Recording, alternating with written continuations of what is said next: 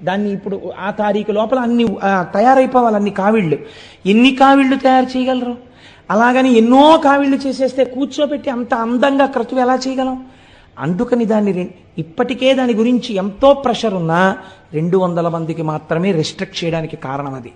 కళ్యాణం వరకు ఆ రోజున వల్లీ కళ్యాణం చాలా అరుదుగా జరుగుతుంది. వల్లీ కళ్యాణం జరిగిన రోజున కూడా కేవలం స్వార్థంతో కొంతమందిమే ఇందులో వెళ్ళి నిలబడిపోవడం మా కోరిక కాదు.